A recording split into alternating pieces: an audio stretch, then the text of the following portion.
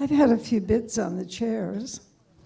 Yeah, there's a few people out there that think these are great chairs. Thank you. Thank you to Second Chance Decor for providing this beautiful set here for us. Just like you said, Mayor Easton, I hear my own bio, and who is that person? I don't know. Well, thank you, Mayor Easton, for your remarks today and for being here with us and for being open to taking on some possibly difficult questions from our membership. These were submitted by members of our Chamber of Commerce, and I'm looking forward to getting through as many of them as possible. And with our first one, you already alluded to in your remarks about the announcement of the Strong Mayor's powers, and I know the Town of Lincoln issued a statement committing to ensuring that the new tools are used responsibly and strategically to help accelerate the delivery of much-needed housing and critical infrastructure in the community. Now, I know this is a very new announcement, but is there anything that you can share specifically at this point about how you'll be able to do this? Well, you're right, Katy. The process is something that we're going to have to work through, and we're going to have to do it with a great deal of care, because when the public hears words strong mayor powers, they really just are thinking that we can just arbitrarily do and take on whatever we want. It isn't like that at all. In fact, it's quite a regulated process.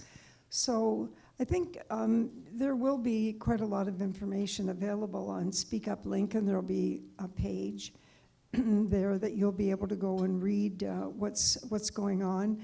But the first part of it is really, and we had one meeting yesterday, the clerk and CAO and I sat down and we were having a discussion about some of the items. There's some choices that have to be made. The mayors need to decide whether or not they're going to hire and fire the CAO. So, yeah.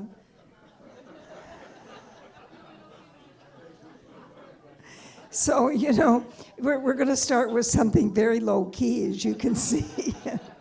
But in the meantime, there's going to be a period of hours there when there's, no CAO, theoretically. We'll see how that works. But anyway, that's one of the decisions. And I can tell you, I'm going to maintain my right to hire and fire the CAO. But I'm doing it so that I can direct the CAO to do things for the benefit of staff. It's not to create chaos. So that's one of the decisions. And so there's other decisions that have to be made. I can tell you that the second decision is whether or not I will hire and fire the staff, the senior staff. Well, I don't know about you, but I consider that to be quite a high-level, skilled job. And so I don't consider that to be something that I want to do. But because I already have influence over the CAO, if I need to get a message across, that's the direct line. So it's something you should pay attention to it. It's not a small thing that's happening here. I think it's extremely important for there to be political independence, but politicians should not be marching into the jurisdiction of chief administrative officers unless you want complete chaos on your hands. And I feel very, very strongly about that. It doesn't mean I always stay in my lane, but I am constantly reminding myself that that may be a smart remark from the CAO. But there, you have to use some jurisprudence about these things. And so it goes on. I have the ability to set a budget. Again, do you have any idea what a municipal budget is all about? It's huge. It's a big department. There's a lot of skill. They change the rules on the accounting and finance regulations all the time. It's not something that I'm going to be taking on independently. But I will comment on the budget, and I will speak to the budget in terms of the provincial priorities to ensure that council is managing those things in a way that's going to be beneficial for the community. We don't want to get too far off track. So there's a process to it. Keep your eyes on it. Ask questions. I'm certainly available. It won't it won't be perfect the right time out. There'll be some interesting things happening across the province. Great, thank you, Mayor. Also in your remarks, you talked about the Lincoln Tariff Response Team, which the Chamber is very proud to be a part of. So I'm just wondering, through that program and any other initiatives like it, how is the town supporting local businesses in navigating the impacts in this ongoing trade war? Well, as I said, the strength of this is the fact that you've got 3 organizations who in their own right are very successful. They operate within the context of other people who do the same kind of work, and therefore they can draw on those people, whether they're in large, medium, or small communities, to find out what's working, what's not working. But also, we all have the same access and ability to meet with our businesses, no matter what sector you're talking about. I'll give you an example. When we met with the greenhouse growers, they were we know each other well. We talk about a lot of things, and so they were quite free to say to us, don't allow this to get into a negative discussion, because they already have relationships with these companies, and they want to maintain them. Even in the worst of conditions, they want to maintain them. And so you began to hear a few days in how very negative this became. And so we don't want that. When people come into the area, we want them to have a positive experience. But in the interim, we want to make sure that we're supporting the businesses. And I think this is a great idea. And it'll be interesting to see what kind of an evaluation we do at the end of it. Certainly, the comments and feedback from the business owners is going to be very important. Yeah, 100% I agree with that, Mayor Easton. I've got a couple of great wineries represented at my table that I had lunch with, and a wine touring company as well. And we were discussing the impact of, are the Americans still coming to Lincoln and visiting our local businesses? So we are curious, does the town have any plans to partner with other municipalities in the region to promote tourism, especially to the Americans? Well, I'm sorry that the previous mayor of St. Catharines, Walter Senzik, is gone now, but I'm going to be on his radio show at 4:08 today. And for sure, I think it was 2020 that Walter, 2 of us mayors at the time, signed the Memorandum of Understanding between Lincoln and St. Catharines. So 5 years in, this is an incredible undertaking. And so we have a service partnership with the City of St. Catharines to create a joint destination marketing organization, or DMO. And there is, where's Liliana? I'm sure that there's a site on Speak Up Lincoln where you can go and have a look and read a little bit more about it. But absolutely, this is very, very important. Again, you ask, why would a small town, 26,000 or so people, like Lincoln, join with the city? What is in it for the city? Well, I'm going to let you read about it. I think you'll be very, very surprised, but it's turned out to be an excellent and successful joint venture. Great, yeah, we're looking forward to the fruit of that relationship going forward. Last year, I remember we spoke about the STA program, which is the short-term accommodations, and now that that program is up and running, we're curious, what are your desired outcomes of that licensing program? Compliance. I mean, really, let's be frank. It's compliance. And I'm so glad that we've gone forward with this, because there's about 70 applications have come in, so that's about half the number of short stay accommodation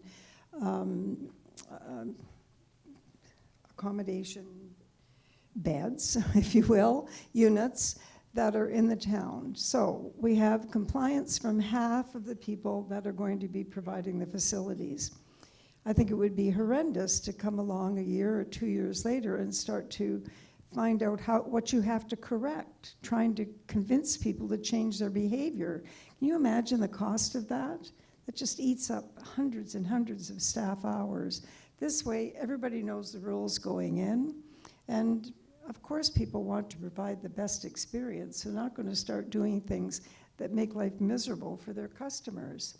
So, yeah, I think it's okay to set the expectations at the beginning. We've had great input from the people that have the stay accommodations. They were able to put a lot of influence in what that bill looks like. I think it'll be just fine. Great, thank you for that. Our next question is, what is your vision for shared services in West Niagara? As I'm looking over at some other municipalities, mayors being represented here. Well, I'll tell you, this is a great question. So, because this is not about turning communities upside down, but I'll just keep it simple. If you had any idea how difficult it is to recruit certain senior staff, like planners, chief building officials, sometimes in the finance departments, it is so difficult. These resources are so limited. We just lost an absolutely stunning young planner who ended up going to Hamilton. Why she wanted to leave Lincoln is beyond me, because I think everybody should come and work in Lincoln. But she went because she was being paid $40,000 more. $40,000. So how do you even keep tabs on that? And so there's a tension, a market tension within municipalities that makes that possible. My opinion is we should never lose staff for reasons like that. So we have to do something about it. We're 3 communities in Niagara West. We're haves and have-nots, depending on what it is that we're doing. The mayors have worked together on other projects.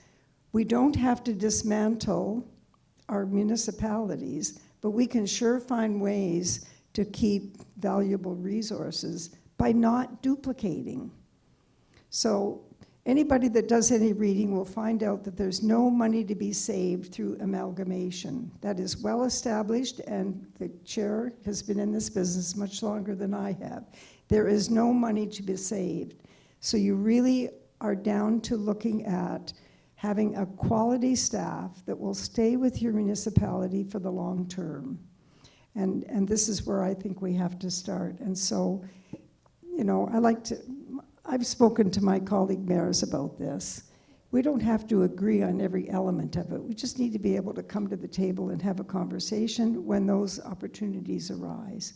We already do shared services. I mean, really, you should talk to Julie Andrews and her colleagues from Pelham about what a stunning job they've done with library services. It kind of makes you wonder, why wouldn't we have one major library service for all of Niagara? The books move around. They already have the systems always in place. Why do we have to feel this ownership? It's very, very expensive. And that's where I think we can do a lot of good work. Yes, that's very interesting, your comments there, Mayor Easton. And I think any business owner in this room understands the difficulty right now of hiring and retaining good staff, and a creative approach is definitely needed these days. Okay, so for our next question, by the end of December 2025, the municipality's debt level will be at $53 million. How much is it going to cost the average property taxpayer here in Lincoln to carry this much debt? And are there any plans to slow the debt spending? Okay, so let me be very frank with you. This is clearly supposed to be a gotcha question. I don't consider debt to be a bad thing. I consider when you have no plan for debt to be a disaster. So let me explain to you how this works. For the last 2 to 3 years, I think I spoke about this in my address, Council has been looking at our debt policy. The province says that the debt level for municipalities must not exceed 25%. So if you're in a large city, if you're in the in the kind of milieu that the region is, 25% could be a bit limiting. But for us, that's a very, very high number. And where we stand is well below 10%. And until inflation, the inflationary cost of doing the kind of work that we're doing, the infrastructure work that we're doing, we ran at about 6% and we're quite comfortable. So the first thing that you have to think about is municipalities don't take out debt unless they're doing absolutely nothing. That's the only reason why you wouldn't have debt in 2025. However, you have to be very careful how you plan for the use of that debt. So I would say that when you're talking about infrastructure, where you're taking out a debenture, which is borrowing, we do that through the region. And so we invest in things like roads and pipes in the ground. In hospitals, our contribution to the hospital is $8 million. And there are other things like that that have a 50 to 75 year lifespan. You don't take debt out for frivolous things. It's got to be for serious work. And you have to be able to justify it. So when you think about it, that's 3 generations of families, 3 generations of residents, 3 generations of taxpayers. So do we want to put the burden of debt on our children and our grandchildren? No, we do not. But this has to be spread out. The costs of these projects are so great, you've got to spread it out the very best way that you can. The province says that municipalities will not run deficits. But we do have the tool of using debt, and they give us the guidelines, and so we use them. I don't expect everybody to agree with my or the council's ability to judge risk around debt. It's our job to figure out how to do that and to make sure, as you say, Katy, that debt is controlled and that we're using it in the way that we should. And I believe that our policies will stand the scrutiny. So I can't tell you more than that. Yes, I really think the hospital is probably the biggest debt that we have right now. We had $2 million in the bank already, which actually started to be collected when Mayor Conkle was the mayor. And so that is, and everything that's on that list, I think that we would agree that we would want Durham Road to be fixed so that we could continue to redirect trucks out of the downtown. We would agree that the hospital needs to be built. We would agree that water and sewer projects need to happen, especially when you have 41 millimeters of rain come down in your community in a matter of about 2 hours. And you've already spent millions and millions to build Conkle Creek and to build Bartlett Creek in order to take up that. So let me tell you the good news, because I know where this information came from. So what wasn't in the report, it was a regional report. Half the debt that's forecasted, and we're at 30 million now at 53. We'll be at 53 this time next year. But half of that debt is forecasted to be funded by development charges. And what that tells me is that the town has a financial plan for paying for debt that makes sure that the average taxpayer is not taking this on. And I think it's very appropriate. We have 6,000 housing units that have been approved, and so some of that money will be going to pay for debt. But again, keep an eye on what's happening on Speak Up Lincoln. Keep an eye on the budget. Keep an eye on the decisions that we're making. Ask questions. These are all fair questions. Thank you. Thank you, Mayor Easton, for the detailed and clarifying response. Appreciate that. Our next question is, what is the town's policy on sponsorships and donations to nonprofit and charity organizations within the municipality?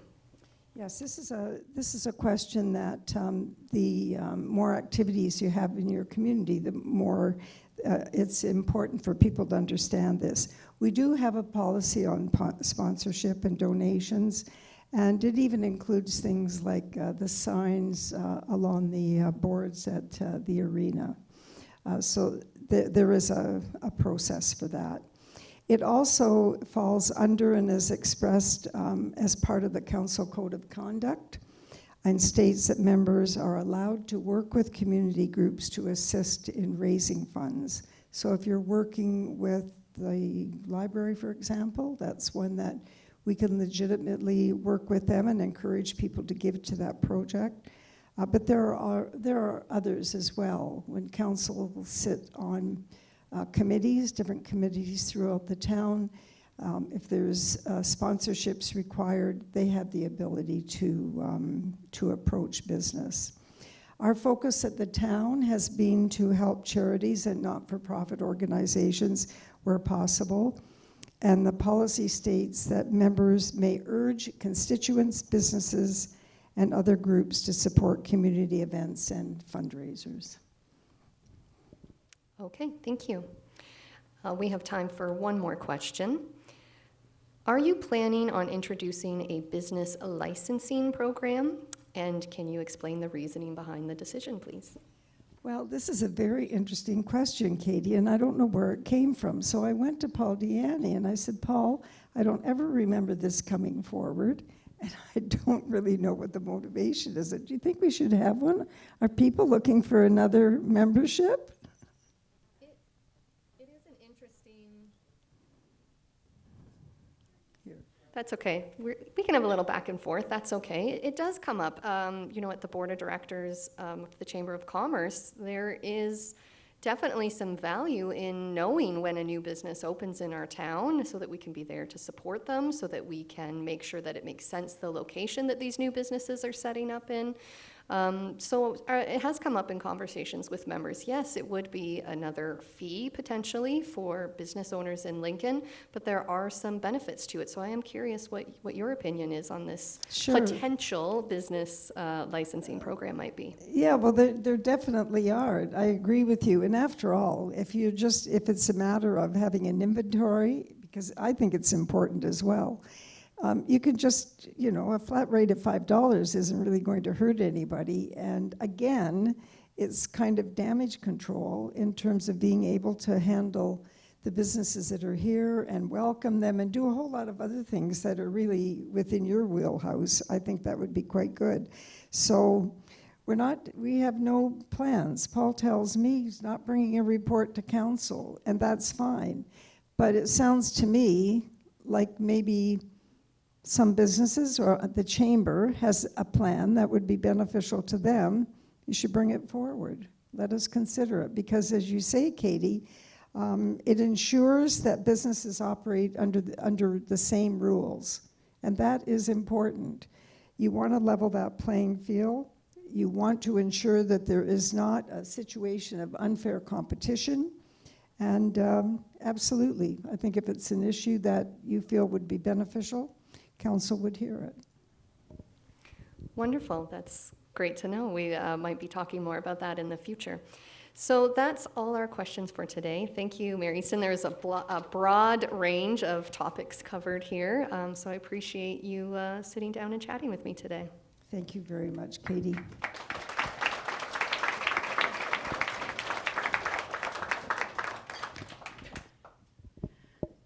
Is this still on? Okay. This one's okay. Thank you so much. I just want to thank everyone for attending today. I want to thank the town of Lincoln, specifically Paul and Liliana, for truly collaborating.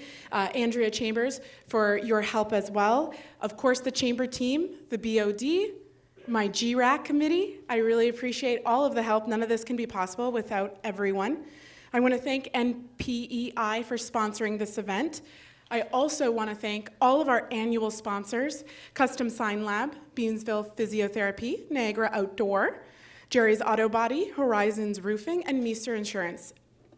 so many of our events and activities that we come up with throughout the year simply wouldn't be possible on membership dollars alone. We really appreciate your continued sponsorship, and thank you so much. Second Chance Decor. This setup is available now on Bartlett Road. Second Chance Decor is such a treat. They were wonderful enough to donate this set to us today. And again, these are your local businesses. A lot of shop local, shop local, shop local. This is what it means. So you're sitting beside your local business owner, you're sitting on their seats. It's already 2. Take the rest of the afternoon off. Go shopping in Jordan Village. Just enjoy what this region has to offer, specifically Lincoln. And one last thing, we think our centerpieces are from Mint and Magnolia in Beamsville. And this year is the Lincoln Chamber's 40th birthday on June 25th. So whoever is closest to that date, you may take the centerpiece. Okay, and with that, thank you so very much, and have a wonderful rest of your day. Thank you.